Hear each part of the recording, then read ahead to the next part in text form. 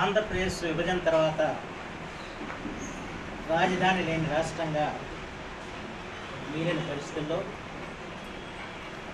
ఆ రోజున ముఖ్యమంత్రి శ్రీ నారా చంద్రబాబు నాయుడు గారు అమరావతిని రాజధానిగా చేయాలని చెప్పి సంకల్పించడం, దానికి అనుగుణంగా భారతదేశ చరిత్రలోని కాదు ప్రపంచ చరిత్రలో లేని విధంగా రైతులు ముందుకొచ్చి భూములు ఇవ్వటం జరిగింది. అప్పటికే తాత్కాలికంగా హైకోర్టు భవనాలు, శాసనసభ భవనాలు, సెక్రటేరియట్ 3 కూడా నిర్మాణం చేసి అక్కడి నుంచి ఆ 3 వ్యవస్థలను కూడా పనిచేస్తున్నట్టుగా ఆనాడు చంద్రబాబు గారు చెప్పారు.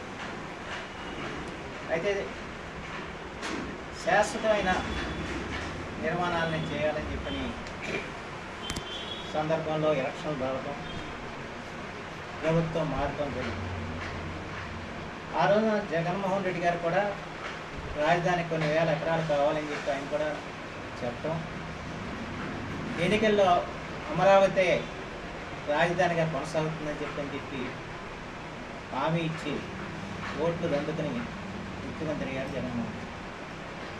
కానీ ముఖ్యమంత్రి అయిన తర్వాత 3 రాజధానులు అని చెప్పి ఆంధ్రప్రదేశ్కి రాజధాని లేని రాష్ట్రంగా నిలిచిన పరిస్థితి.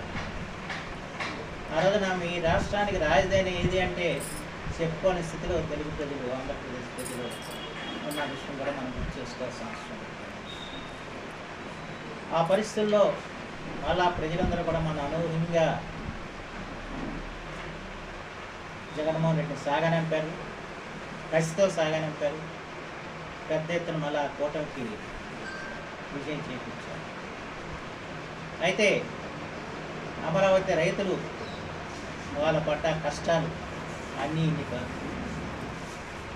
వాళ్ళు చేసిన త్యాగాల్ని గుర్తించకుండా వాళ్ళని నానా ఇబ్బందులు పెట్టడం, చాలామంది ప్రాణాలు కూడా కోల్పోయిన పరిస్థితిని తెలుసుకుంటాం. ఆ సందర్భంలో అమరావతి రైతులు మన నియోజకవర్గం వచ్చినప్పుడు ఇప్పటికే 73 వంతె నుంచి మాజేరు వరకు కూడా అపూర్వమైన స్వాగతం దేశం ప్రజలు ఇచ్చి వారికి మద్దతు పరిగణించడానికి కూడా మనం ఈ సందర్భంగా గుర్తు చేసుకోవాల్సిన అవసరం. అంతేకాకుండా ఆనాడు అమరావతి నిర్మాణానికి ప్రధానమంత్రి మోడీ గారు శంకుస్థాపన చేయడానికి వచ్చిన సందర్భంలో మనం అన్ని గ్రామాల్లో కూడా పూజలు నిర్వహించి మట్టిని సేకరించి పంపించే సంగతి కూడా మనం ఈ సందర్భంగా గుర్తు చేసుకోవాల్సిన అవసరం. ఆ రకంగా మనం ప్రజలందరూ కూడా ఆ రోజు మద్దతు పలికారు. అయితే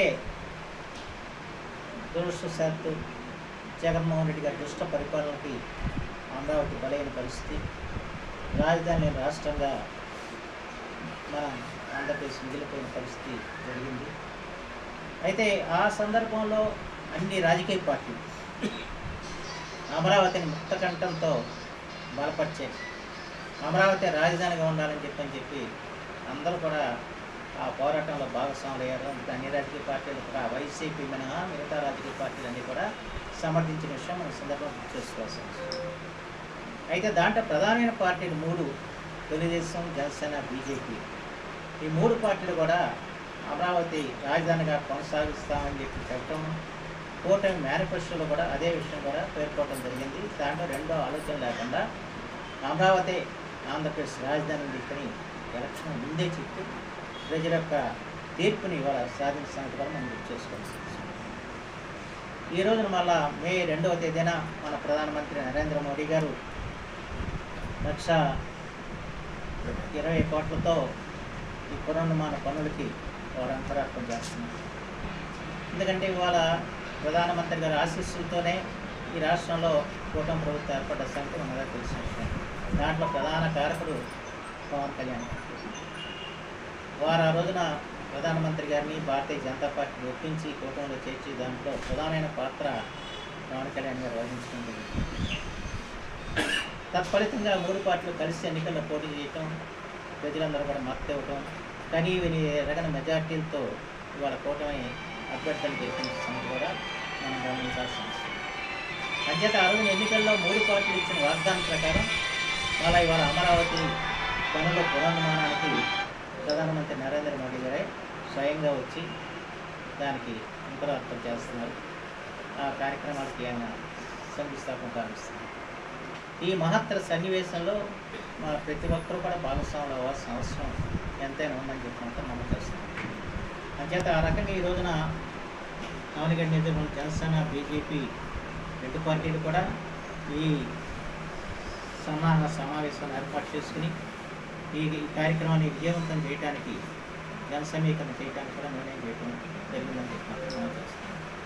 ఎందుకంటే ఇది పార్టీలకు అతీతంగా తెలుగు వారందరికీ సంబంధించిన కార్యక్రమం. తెలుగు వారందరికీ కూడా గర్వదాయకమైన రాజధాని రావాల్సిన అవసరం ఉంది. ఒక మహోన్నతమైన నగరాన్ని మనం నిర్మించుకోవాల్సిన బాధ్యత ఉంది.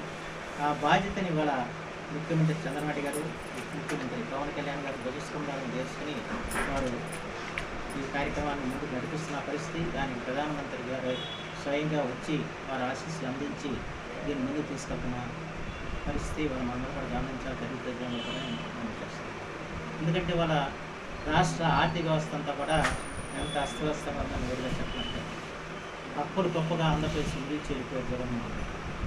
ఇలాంటి పరిస్థితుల్లో వాళ్ళ కేంద్ర ప్రభుత్వం మనకి అండగా నిలవటం, ప్రధానమంత్రి గారు మన కోరికలన్నీ కూడా వారు తీర్చే విధంగా ముందుకు సాగటం, ఇవాళ లక్షల కోట్ల రూపాయలు మనకి మంజూరు చేసి మళ్ళీ ఆంధ్రప్రదేశ్ను మళ్ళీ ఒక భారతదేశంలో భద్రగామి రాష్ట్రంగా నిలపాలని చెప్పని ఇవాళ కేంద్ర ప్రభుత్వం మనకి భాషలుగా నిలవటం, ప్రధానమంత్రి గారు ఆశీస్సులు అందించడం ఇది ఒక సౌపరిణామం చెప్పి మాత్రం మనం చేస్తాం.